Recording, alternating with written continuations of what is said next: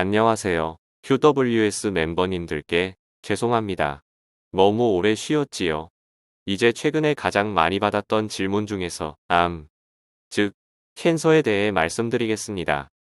하지만 먼저 밝혀드릴 것은 우리는 양자의학, 자연의학 혹은 자연위생학, 다시 말해서 생명의 존재 원리, 심지어 형이상학적이고 영적인 관점까지 포괄해서 현대의학적 개념과 다른 이야기를 드릴 것입니다. 그래서 이 내용은 모두가 다 수긍하고 받아들일 수 있는 보편적인 관점이 아니라는 점을 미리 밝혀드립니다. 말도 안 된다는 생각이 들면 그냥 무시하시고 잊어버리시기 바랍니다. 오늘날 의학은 비록 히포크라테스가 현대의학의 아버지라고 불린다고 하지만 히포크라테스의 관점에서는 너무 멀어진 것 같습니다. 우리는 의학도 하나의 비즈니스 모델로 이해합니다. 학교에서 배우는 법학이 있지만 실제 사회에서는 힘, 즉 돈과 관련해서 확실하게 선이 그어져 있습니다. 법률을 다루는 전문가들, 검사, 판사, 그리고 변호사들이라는 라이선스를 가진 전문가들의 영역입니다. 때문에 비전문가인 일반인들이 법률에 접근하기 어려운 것은 당연합니다. 그래야 비즈니스가 성립되기 때문이죠.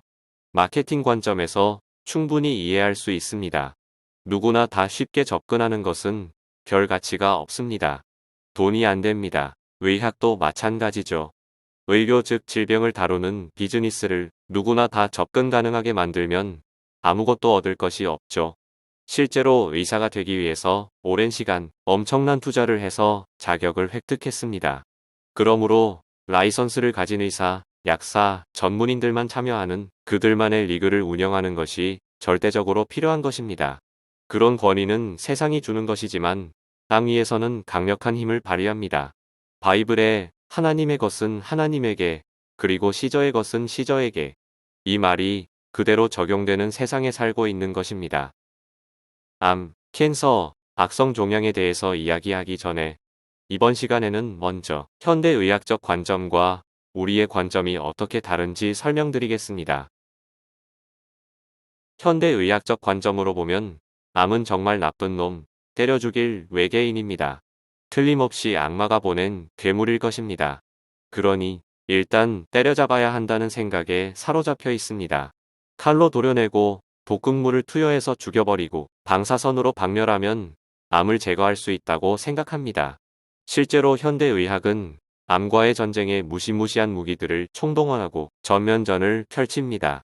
그렇습니다. 오늘날 의학은 암과의 세계대전을 치르고 있습니다. 그래서 실제로 암이 죽었는지 사람이 죽었는지 잘 모르겠지만 일단 많이 죽는 것은 틀림없습니다. 암 종양을 무조건 죽여버리면 의학은 승리합니다. 일단 암을 죽이는데 성공합니다. 그 사이에 사람도 덩달아 죽는 것이 문제일 뿐입니다.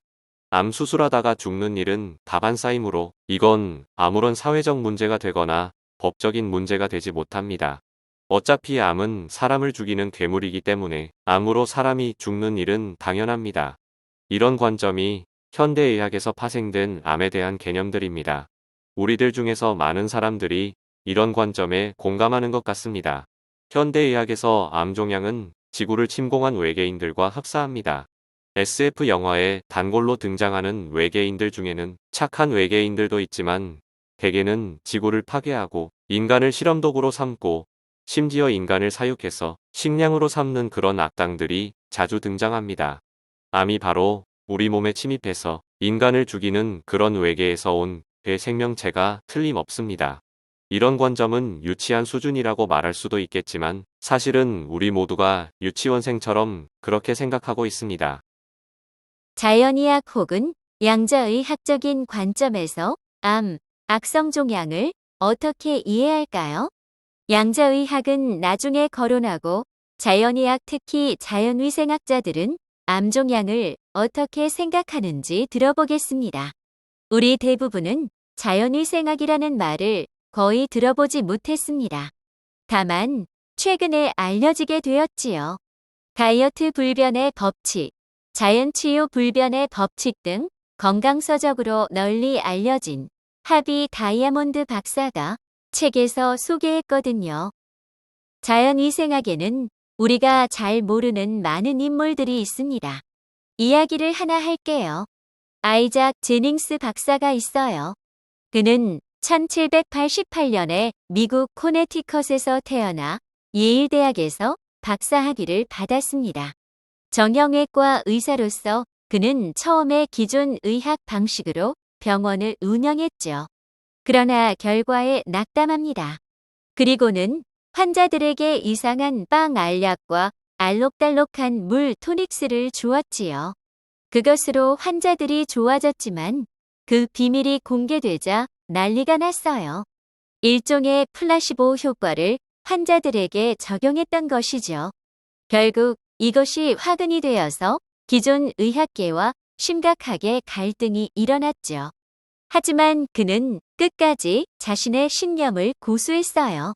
나중에 그의 정형외과 시스템은 아무것도 치료하지 않는 치료, 아무것도 하지 않는 질병 치료 방식 또는 계획도 없고 약물도 없는 방식이라고 알려졌어요. 그는 채식 식단을 치료 방식에 도입했죠. 그는 생명주의 사상에 가반해서 자연이 인간의 시스템을 건강하게 유지하고 활력을 최고로 작동하게 하는 기회와 힘을 준다고 믿었습니다. 그는 금주 운동가였고 술과 모든 약물 사용을 반대했거든요. 더 나아가서 그는 채식주의자로서 커피, 차, 담배, 심지어 육류, 향신료의 소비를 반대했죠. 그의 사상은 많은 사람들에게 영향을 미쳤지만 사회적으로는 엄청난 저항을 받았어요. 펠릭스 레오폴드 오스왈드 1845년 태어난 벨기에계 미국인 의사로서 자연주의자로 불리죠. 오스왈드는 단식, 채식주의, 순수한 물, 깨끗한 공기를 주장하는 자연위생학을 지지했죠. 그는 실베스타 그레이엄의 단식을 받아들였습니다. 1794년 태어난 실베스터 그레이엄 목사는 채식주의의 아버지라 불리기도 하죠. 1812년 미국 태생의 채식주의자 의사인 러셀 티어트롤은 최초의 채식주의 유리책을 썼어요. 그리고 허버트 M. 셀턴은 1956년 미국 채식주의자당에 의해 미국 대통령 후보로 지명되기도 했죠. 그는 생식 운동을 펼치기도 했어요. 평화주의자였던 셀턴은 제1차 세계대전에 반대하면서 결과적으로 고난의 삶을 살게 되었죠. 사실 자연위생학이라는 분야는 현대의학과 정반대 방향에 있다고 생각할 수 있습니다. 그러니 현대의학 관점이 우세한 세상에서는 알려지지 않았던 것이 이상할 것도 없어요. 자연위생학은 생명의 원리를 보는 점에서 우리가 추구하는 양자의 학과 같은 맥락이거든요. 잠시 질병에 대한 관점을 생각해 보겠습니다.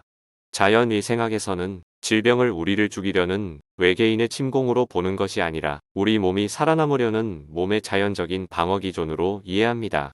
자연위생학의 원조라 볼 수 있는 히포크라테스는 이렇게 생각했습니다. 그는 발열 현상을 몸의 자연 치유 반응으로 이해했습니다. 그는 임상에서 환자의 여러 증세 중에서도 특히 발열은 몸이 치유되는 과정이라고 보았습니다. 그는 병적 상태에서 회복되어 가는 것을 피지스라고 불렀습니다. 또한 병을 낫게 하는 것이 자연이다라는 가설을 세웠으며 병을 치료하기 위해서는 이 피지스를 돕거나 적어도 이것을 방해하지 않는 것이 치료의 원칙이라고 했습니다. 질병이 우리를 죽이려는 무자비한 외계인이 아니라는 자연의학 관점은 사실은 보편적인 개념입니다. 생명 원리를 연구하는 모든 자연의학 연구자들은 생명이 단순히 물질, 산소, 수소, 탄소, 질소 같은 원소들의 화학적 반응에서 우연히 탄생하는 것이 아니라는 것을 알고 있습니다.